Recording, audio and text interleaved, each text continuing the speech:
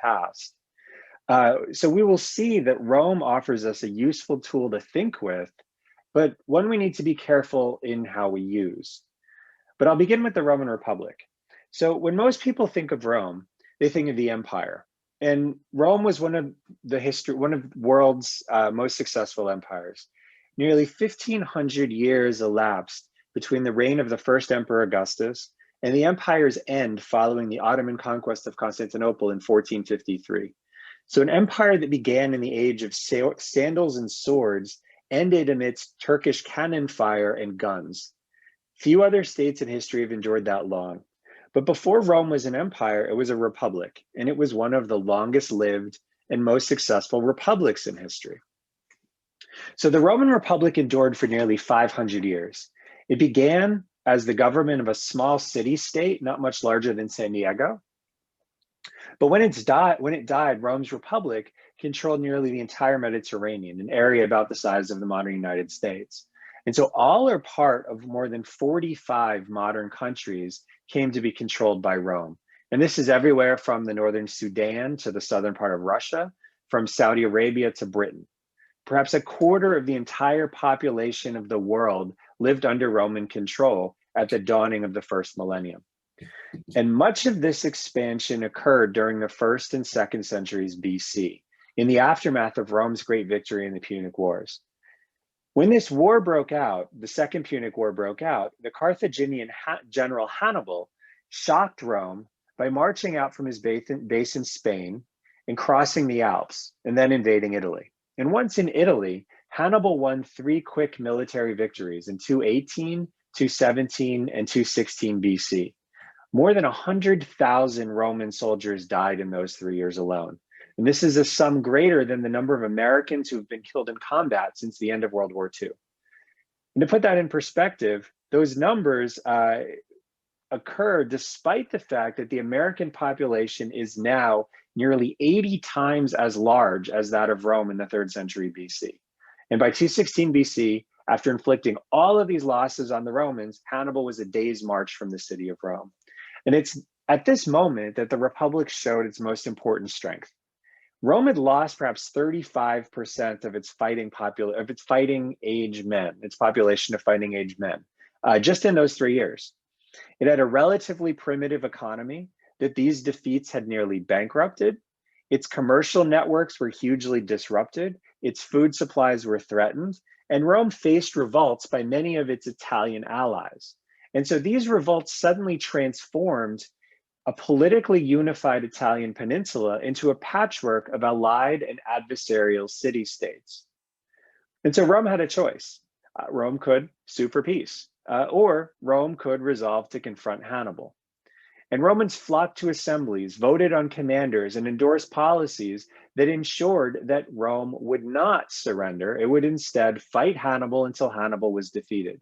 And Romans and the men they elected to represent them then embarked on a military and economic mobilization unlike anything the world had ever seen. So fully 70% of the remaining Roman men of military age enlisted in the army.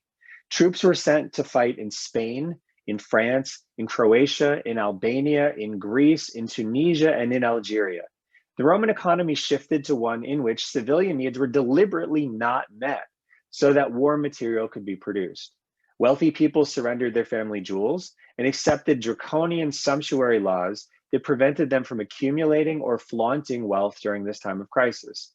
And for almost 15 years, the Roman civilian population willingly endured these restrictions, including food and material shortages, as well as the death and destruction inflicted by Hannibal's army. But Romans remained resolutely supportive of their decision to fight on. Their republic ensured this. And this is because, unlike classical Athens, Rome was not a democracy. It was a republic. And this difference is really important. In Athens, all votes counted equally. And so what you see here is a slide I love to use to show conceptually the difference between these two systems. On the left, you see where the Athenian Assembly met. And this area was filled with Athenian citizens. There were probably 30,000 Athenian citizens. The assembly met twice a month. And at least 5,000 Athenian citizens would come together in this space, and more if it was a big issue. And they would vote democratically. Each vote counted equally. Athenian democracy actually showed this quite visibly because everyone voted by raising their hands. Now, in Rome, the Republic was a representative democracy. And so this is on the right, the Roman Senate House. And in the Roman Senate House, you see where the representatives of this population assembled. Now, voting in Athens, to give you a sense of this, voting in Athens was deliberately structured so that you could visibly see every Athenian's voice counting equally. And we know this because our sources tell us voting had to take place during the day, because if it got too dark, you couldn't count the hands. And so quite visibly, all voters came together. All voters symbolically represented or presented their views equally by raising their hands. In Rome, it didn't work this way. Not all voters counted equally. Rome said certain voters count more than others. And voters did not decide policy on their own. Instead, they elected representatives. Now, a modern way to think about this is our electoral college. Someone in Wyoming's vote counts more for the election of a president than someone in California's vote counts.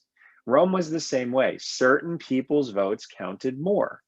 It was a democracy, everyone voted, but certain votes counted more, and they chose representatives who would then make and implement policy. If the representatives wanted to propose a law, that law would be crafted by the representatives and then go before the people for approval.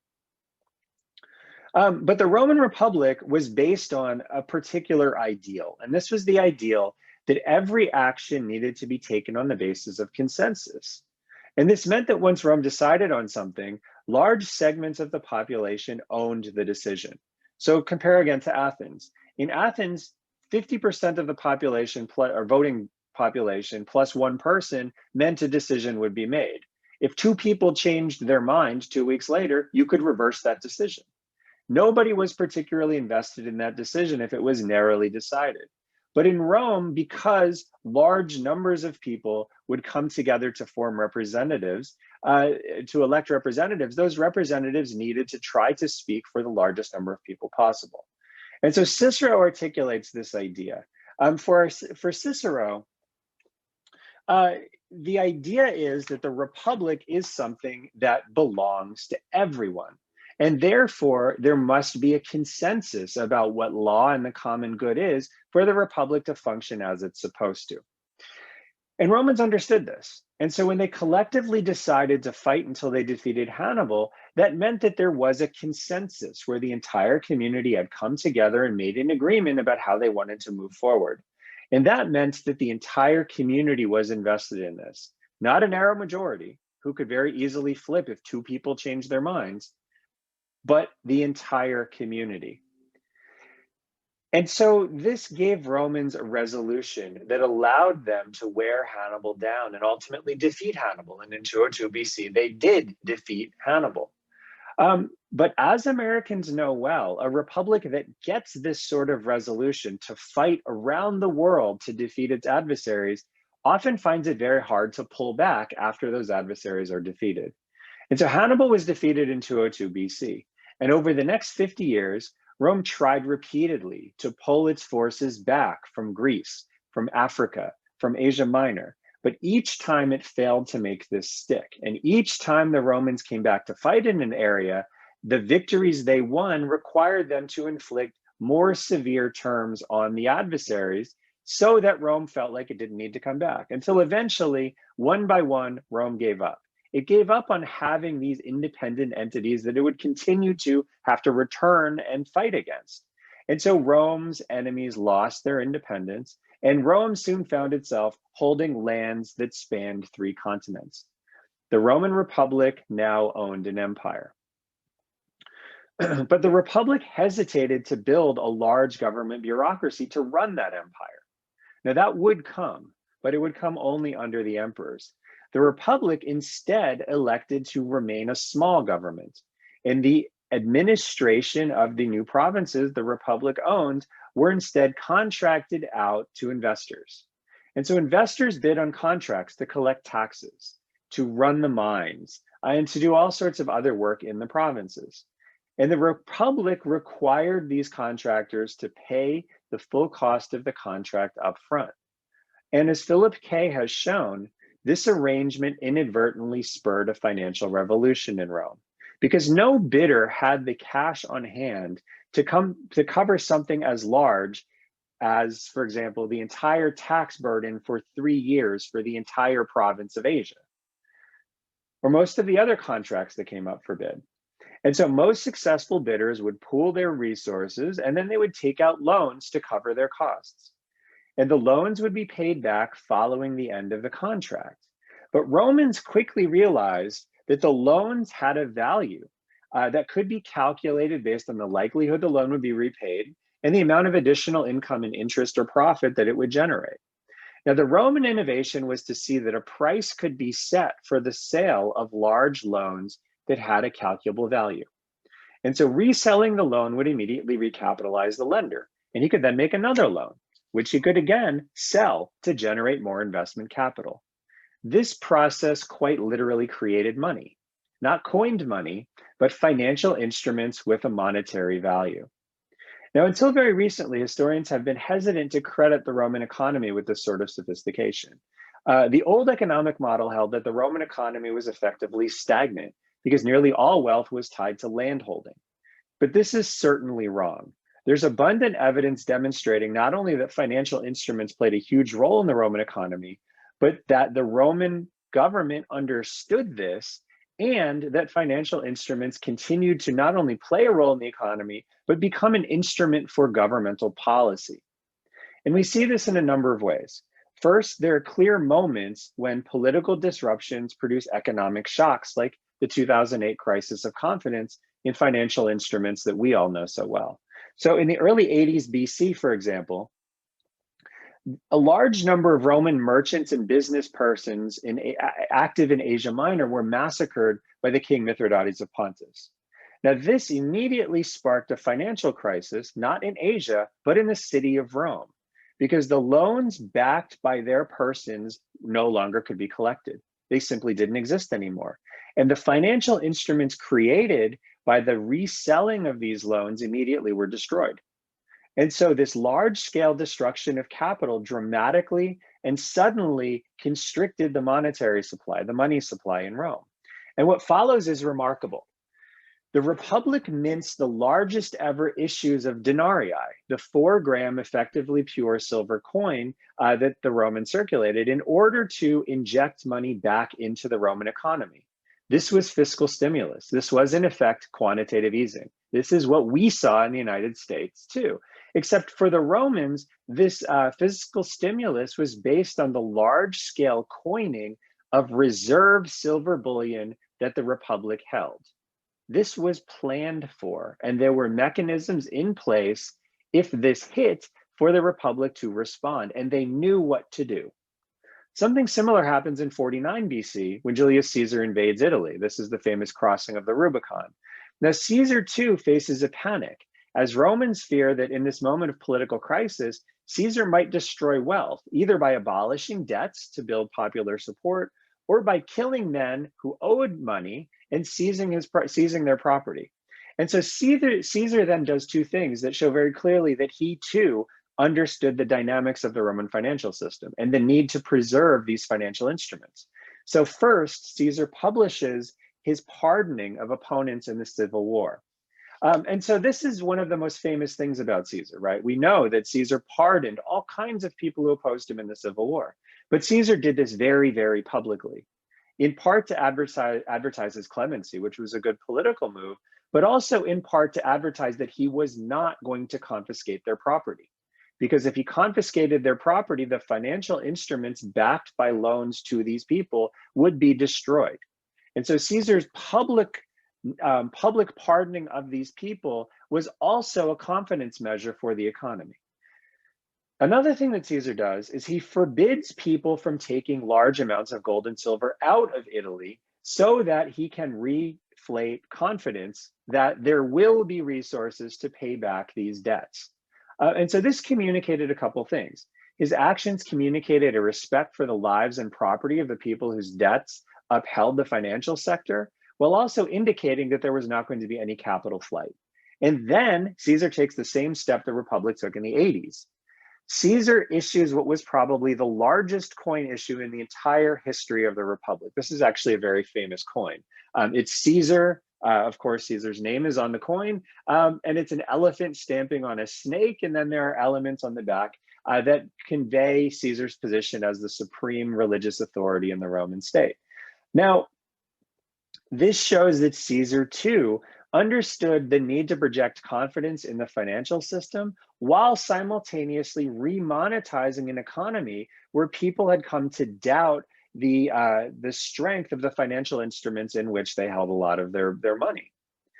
So what this shows is that Romans in the Republic understood the nature of their finance system, and that the state and Roman politicians like Caesar understood how to respond to a financial panic. And in fact, these instances suggest that Rome deliberately retained large amounts of uncoined silver that it could quickly make into coins, make into physical money as a mechanism to inject money into the economy during a financial panic. And so Romans clearly understood what caused these panics. They clearly also understood how to respond to this sort of emergency. And as we move later in time, we see that Rome not only had the capacity to anticipate and respond to financial crises, but that the Roman government actually used financial instruments to fund social programs. So the best example of this actually comes from the empire. And it comes from something called the Alimentas Scheme that was pioneered by the emperors Nerva and Trajan around the year 100 AD. And so the Alimentas Scheme was an imperial funded or an imperially backed financed system through which individual cities provided food aid, educational resources, and other forms of social welfare for their needy citizens. Now, what's seldom understood is that Trajan implemented the Alimenta program in such a way that it didn't drain the central budget regularly, but it also provided a fiscal stimulus to the local economy. Now, cities were not obliged to participate in the Alimenta program.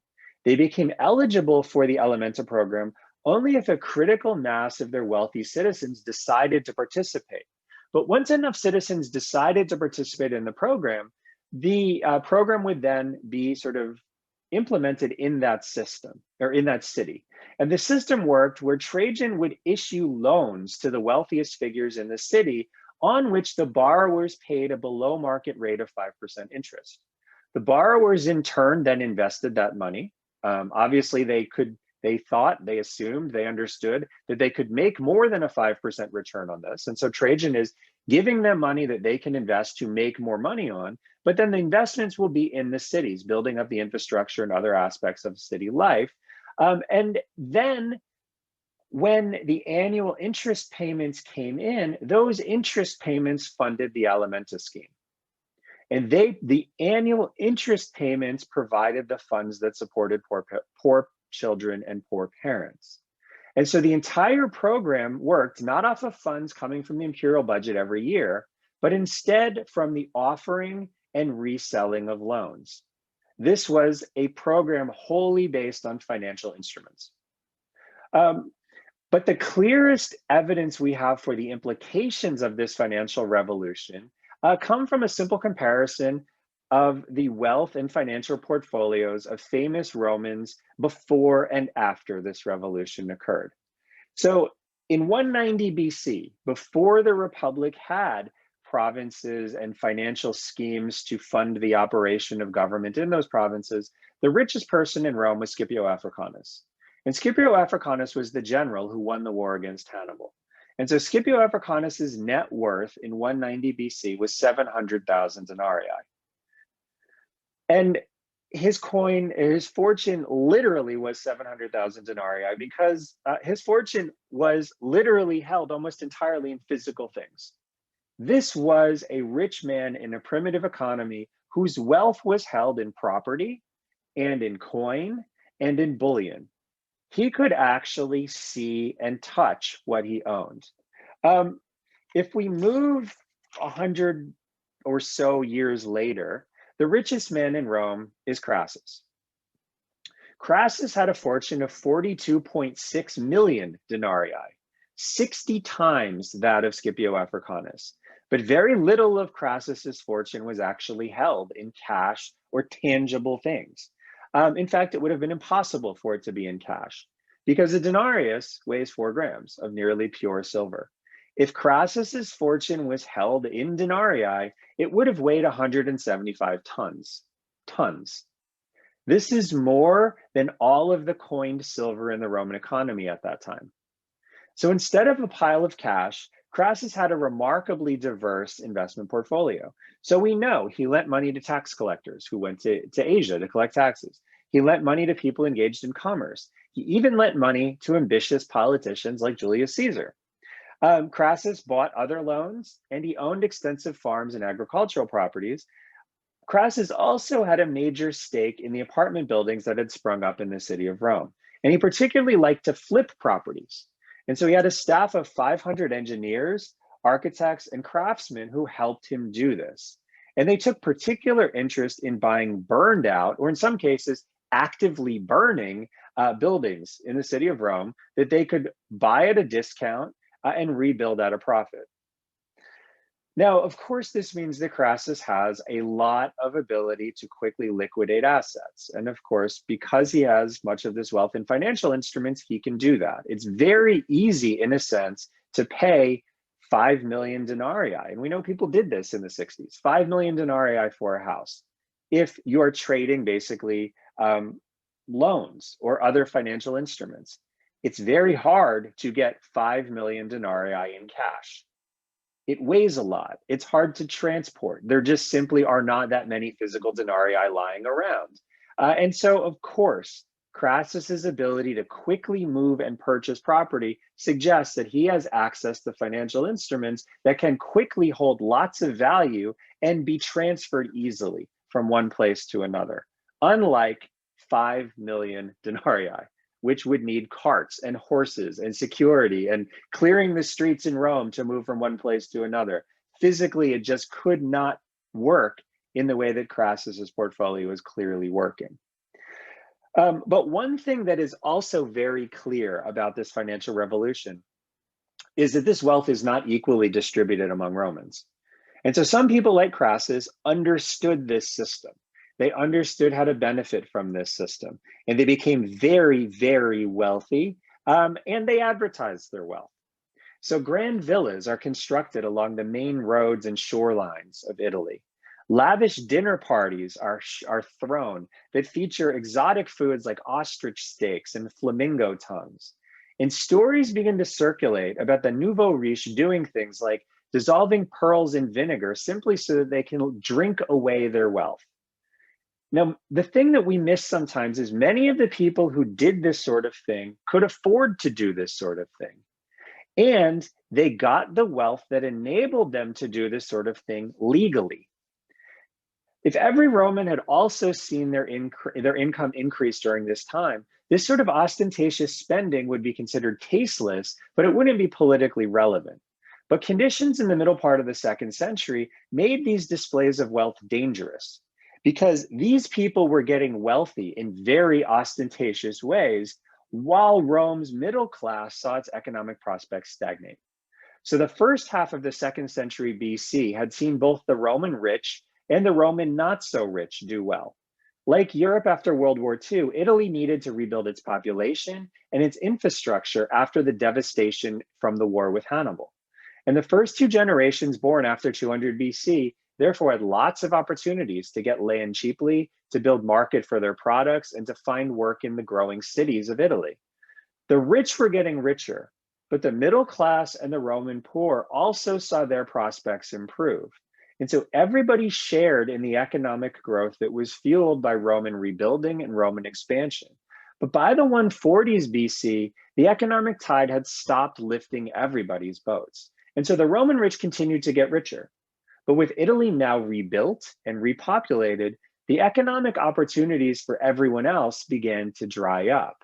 And after 2 generations in which all children across Italy could reasonably expect to be richer than their parents, the Romans coming of age in the 140s BC realized that in all likelihood, they're going to be poorer than their parents. Now, they wouldn't be starving, and this is an important clarification. They wouldn't be starving, but they wouldn't do as well as they hoped. And these Romans knew that the wealthy continued to get richer. They could see their villas. They heard the stories of their wasteful spending, and they began to get angry. And the Republic struggled to respond. So one sees a series of half measures across the 140s, where politicians talk about sending Roman citizens out as colonists to new lands that they conquered in northern Italy. They proposed tweaks to the laws allowing people to rent public land to farm. But popular discontent was rising too quickly for the Republic's slow, deliberate, consensus-based political process to keep up. Writing about a century later, Cicero hinted at the basic conflict that the Republic struggled to address. And I'll go back to this quote we saw earlier. A republic, Cicero wrote, is an entity of the people, but a people is not a collection of humans assembled in any old way. It's a collection of a multitude joined to one another by a consensus about law and the common good. And the issue in the 140s BC was that the Republic was struggling to find a way to build consensus about how both law and Rome's commitment to the common good could continue to be observed. The problem was the super rich in Rome had become rich lawfully, and the just exercise of law should have protected the wealth that they had legally acquired. But the common good suggested something different. Romans largely did not agree that this level of wealth concentrated among a few people, regardless of its legality, was good for the Republic. And so steps to enhance the common good by addressing wealth inequality would undermine the rule of law unless the rich agreed to them. But steps to protect the property of the wealthy would seem just only if there was broad agreement that the wealthy's continued possession of these riches served the common good. Now, if Romans could reach some sort of consensus that protected both aspects of Cicero's equation, then Rome could have come out of this moment of tension. But consensus takes time to develop in a representative democracy, and Roman patience ran out as the 140s ended. And as the 130s dawned, a new generation of politicians came of age, and they saw political opportunity in this popular discontent. So they began by championing a series of voting rights laws that made it possible for Romans to vote by secret ballot. And then with secret balloting possible, these populists began pushing economic reforms. So these coins show you actually two scenes of Romans voting. The first, the coin on the right, is a voting scene where you see a Roman walking up a platform and dropping his ballot in a basket. And you can see the observers that are there to make sure that everything is going as it's supposed to. On the left, you see a Roman voting for a law. And we know this because if you look at you see the basket, and you see in this Roman's hand, you see the ballot itself with a U on it or a V on it. And this stands for euthyrogas, meaning I vote as it was said. I vote as it was approved. And so this is what voting looked like. This is what the secret ballot looked like. The individual would walk forward and drop a ballot in a basket, and then that ballot would become unidentifiable or impossible to identify who dropped that ballot in. And so this is secret voting, and this is something that started in the 130s. Prior to this, a Roman, when they would vote, would stand up on that platform and announce to everyone how they were voting. The advent of secret balloting meant, and it actually empowered Roman populists to push for economic reforms, because now people could be more aggressive in supporting things that they might not want to have their name associated with supporting. Now, the most prominent of these populists was a man named Tiberius Gracchus. A member of an elite family, Tiberius won election to the office of the tribunes of the plebs in 133 BC. And this office gave Tiberius the ability to propose laws to one of Rome's assemblies. And what Tiberius hoped to do was to use the promise of reform to sort of propel his political career to new heights. Now, on the one hand, Tiberius's policy proposals were relatively moderate. What he wanted to do to address wealth inequality was to take public lands that wealthy farmers were leasing and give poor Romans some of the land that comprised the largest of these farms. And then he promised to compensate the farmers who lost the access to that land. And this was not a radical proposal. Something very similar had actually been proposed by different politicians 6 years before. But the Roman establishment wasn't ready for this idea in 139 BC, and it was still not ready for it when Tiberius proposed it. But Tiberius was not a patient man. And when it became clear that there was no consensus to back this, what Tiberius decided to do was to force Romans to support a proposal that there was no consensus behind. And so, backed by angry crowds, Tiberius deposed a magistrate who had vetoed the plan and then redirected public funds to pay for the surveyors his plan required. This sort of thing wasn't illegal, but it was unprecedented. And even more important was the way Tiberius had brought this about, because he'd used threats and intimidation to get his plan approved instead of consensus building and compromise. Tiberius then announced that he was planning to run for re-election to the tribunate, an office that Romans usually held only once. This too was not illegal, but it was rarely done. In fact, the last time we see it done is, decades before. Now, Tiberius had never actually used violence to do these things. He used threats, he used intimidation, he went right to the line of violence, but he never actually crossed it. But his actions so alarmed his opponents that they feared that if he did get a second term, he would cross that line. And the move from intimidation to violence would be something Tiberius would naturally make. And so they feared what Tiberius would do. And a few of them decided to block Tiberius before he had the chance to use violence. And so, led actually by Tiberius Gracchus's own cousin, a man named Scipio Nasica, senatorial supporters of Nasica armed a mob and attacked Tiberius while voting for his second term was underway. And he and a few hundred of his supporters were killed. Now, this was the first act of political violence in Rome in nearly 3 centuries. And Romans desperately wanted to believe it was an aberration, but it wasn't. The Republic would survive for another century, but the plague of political violence never lifted from it. And Romans did not hesitate to claim that Tiberius Gracchus's actions and his murder had irreparably damaged Roman political life. So the biographer Plutarch would write centuries later that this was the first outbreak of civil strife in Rome that resulted in the bloodshed and murder of citizens since the expulsion of the kings in 509 BC. He's not actually right in saying that, but it's a sentiment that a lot of people shared. Tiberius's supporters did not try to hide their hatred of Nasica, and they called him a cursed man and a tyrant who defiled with the murder of a sacred person the holiest and most awe-inspiring of the city's sanctuaries. To them and to Plutarch, Tiberius died because of the overreaction of greedy elites who did not want their property taken away. But other Romans lionized Scipio Nasica as a defender of the Republic. So, writing a lifetime after the events of 133 BC, Cicero saw Nasica as a Roman patriot who acted heroically to save a city that was destabilized by constitutional violations of Tiberius Gracchus.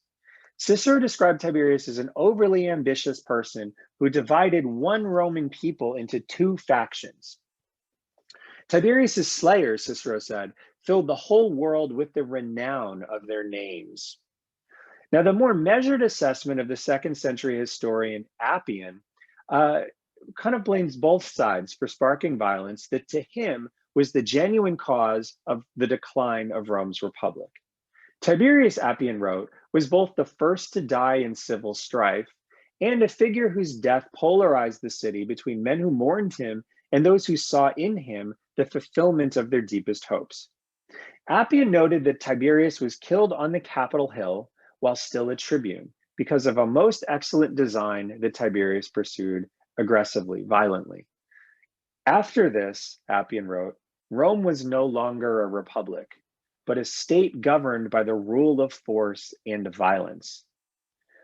Now, Cicero would agree with this idea that Appian later expressed. And actually, it seems that Appian may have been influenced by Cicero when he wrote these words. This habit of lawlessness, Cicero wrote, changes our rule from one of justice to one of force. And this makes me anxious for our descendants and for the permanence of our republic. Cicero's ominous assessment hinted at what the next century of Roman life would look like, because Romans would learn that the eradication of political violence can prove stubbornly difficult once violence enters into a republic. And this is particularly true when the violence exists amidst the massive and growing wealth inequality that the Republic never effectively figured out how to address.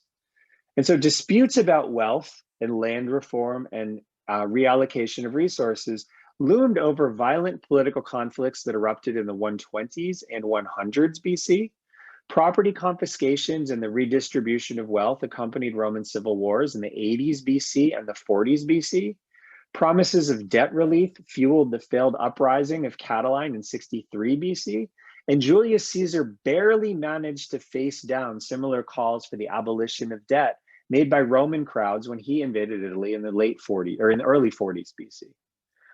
But the biggest problem Rome faced in the Republic's violent final century was a belief that the Republican structure remained sound despite massive inequality and occasional political violence.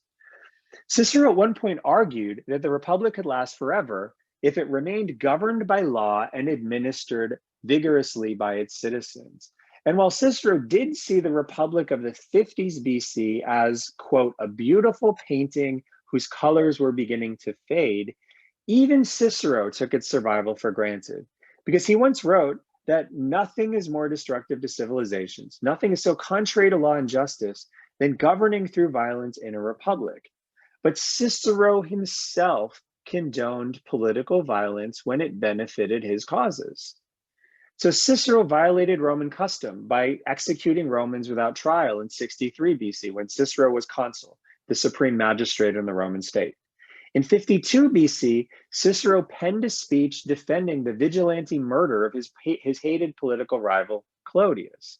This murder was necessary, Cicero claimed, because Clodius was a man whom we were unable to restrain by any laws or judicial proceedings. Maybe. But in the emotion of the moment, Cicero had walked away from his own commitment to nonviolent, lawful political governance in a republic. And Cicero was the most systematic and eloquent Roman political theorist to write in the Republic. And even he was willing to bet that the vitality of the Roman Republic would somehow allow it to withstand episodic political violence directed against people that Cicero despised. And he was wrong to do so. Before Cicero finished the work in which his warning about governing through violence appeared, soldiers loyal to Mark Antony and the future Emperor Augustus arrested and killed him. They hung his hands and his head on the rostra, the speaker's platform in the Roman Forum. And they did this so that Cicero's fate would serve as a terrifying emblem of a violent and fearful Rome. Rome was no longer a republic, and it never would be again. Now we know that this is the end of the story. The republic fell and an autocracy replaced it. But where did the complacency that made this possible come from? Why did someone like Cicero not see the dangers of sometimes condoning violence when he himself said so eloquently that it had no place in Rome's republic? The answer, I think, lies in the fact that Rome's republic took a very long time to die, and the crises that killed it were spread out considerably. So the average Roman lived to be about 50 years old, assuming he or she made it out of infancy. That's a big if. They likely saw only one or perhaps two serious political crises in their adult lives. And Romans with this sort of life experience could be forgiven for thinking that the Republic was again strong when whatever crisis they had most recently experienced had ended. The Republic had even returned following a brutal civil war in the 80s BC that saw the general Sulla assume absolute control over the state. But the slow pace of Rome's political degeneration didn't mean that there was no degeneration. It just meant that Romans failed to recognize its danger because it was happening slowly. And their failure to recognize this bred a fatal complacency. Romans failed to stop these cycles of violence and political dysfunction because, as Cicero suggested, they didn't imagine their republic could die. No single person or choice destroyed the Roman Republic. It was much too robust for that. But the individual Romans who chose not to punish political obstruction or reckless populism or intimidation steadily eroded the republic's integrity. Their unwillingness to hold bad actors to account stripped the republic of its capacity to police behavior or protect Roman citizens. And robbed of its institutional defenses, the republic couldn't prevent Rome from descending into civil war in the 40s BC or stop the emergence of a Roman autocracy in the 30s BC. So where does that leave us? Many of the conditions that set up the demise of the Roman Republic are present in our world.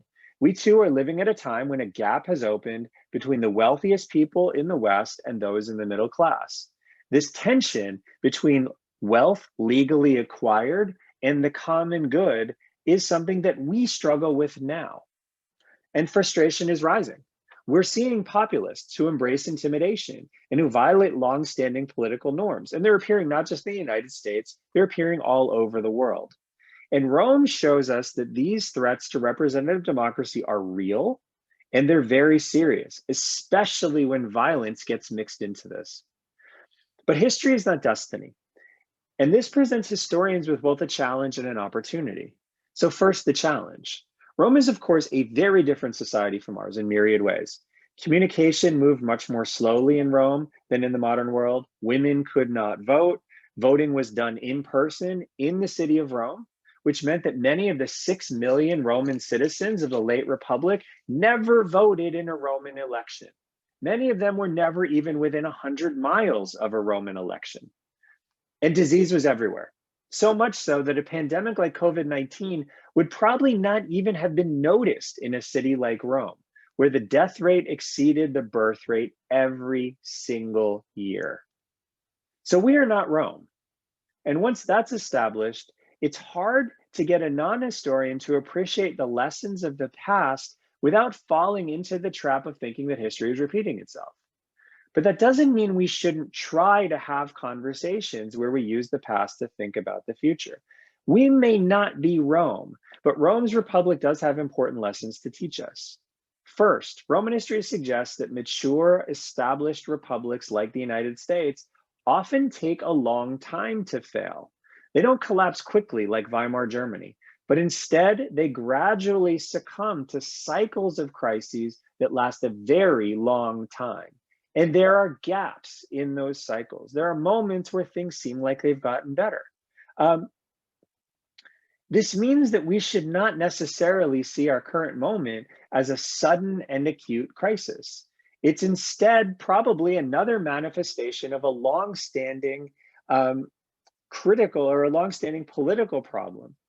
After the death of Tiberius Gracchus, the later Roman Republic experienced violent political conflict roughly once or twice a generation. The people living through those moments of conflict saw them as isolated events, at least at first. It took more than half a century for people like Cicero to say that the actions of Tiberius Gracchus had catalyzed a decades-long process of political degeneration. And even then, Cicero and many Romans like him looked away when it was convenient to do so, endorsing things like the violent vigilante murder of political opponents. We can learn from Cicero and from the Romans like him who took their republic for granted that the vigilant protection of laws and norms is necessary at all times, not just when our side of the political divide is being wronged. The Roman experience also suggests that we step back and take a longer view of our recent history. So when did the crisis in American representative democracy actually start? Journalists like Michael Tomasky have placed its roots in the 1980s with the rise of Rush Limbaugh, the televised antics of Newt Gingrich, and the demise of the fairness doctrine, ushering in a kind of age of performative partisanship that seemed innocuous at the time, but created conditions that now, 40 years later, look much less so.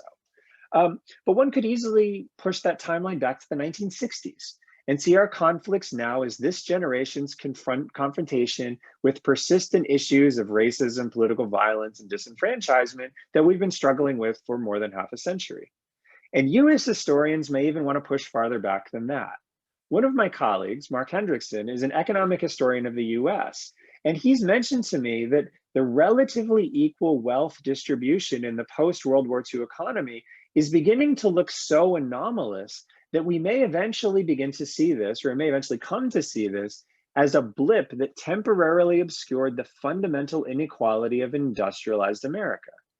And so if this is true, Romans would understand, because they had their own half-century blip when all boats rose together after Hannibal's defeat. And nothing quite like that occurred again in the 1500 subsequent years of Roman history. So Rome then suggests that our historical lens needs to be broader to appreciate the dynamics of this moment. And historians know this, but the general public often does not, and this can have consequences. So if people imagine that Donald Trump aspired to be a 1930s dictator, for example, they may also think now that the problems of our current moment have disappeared now that he didn't prove to be a 1930s dictator. And that means that whatever happens, people will assume that a phase of our history is concluded, the crisis is over, and we'll turn our attention elsewhere and think about the Mets or whatever else comes to our attention. This is the mistake that so many millions of Romans made in the 1st century BC. It's what made them relax their vigilance when their republic seemed to be healthy. Even Cicero, who should have known better, fell victim to this. The Roman example then can show us where complacency leads. It shows us the need to fight for our republic if it's something that we value, and the need to fight for it in a principled way. So what does that mean? I mean, it means backing politicians who support political norms, support the rule of law, and work to build consensus behind policies that address real problems. It also means working against politicians who use morally and legally dubious political tactics, and especially those who advocate or use violence and intimidation, even if we like them personally, even if we support the policies that they are advancing. Because the Roman Republic died when Romans made those kinds of compromises. It died because generations of Romans took its survival for granted and made daily decisions that their short-term interests were more valuable and more important than the long-term strength of this institution. Modern republics can be saved if citizens realize that republics are mortal, that they can die, and then the citizens fight to make sure they do not. Now, I'll conclude by saying that historians have a role to play in the conversations we're now having about political crisis, economic inequality, pandemic response, and so many other profoundly disconcerting ideas that confront us right now. People need our input and they're willing to listen, but we need to be responsible as historians in how we intervene in these conversations. Because the general public generally wants to see direct correlations between the past and the present, so that they can both understand the moment and imagine the future. And historians need to resist the urge to promise more than we can deliver. We can use the past to help people understand the present, and we can provide them with tools to imagine futures that may come about. And that's our role. That's what we've always done. It's something that we do well. And this, I think, is the obligation that historians have. We have to be very clear about what history can and cannot do. It doesn't tell us the future, but it gives us tools to better understand the present and imagine futures that may or may not come, while we chart how our actions can lead to better or worse possible outcomes. Thank you.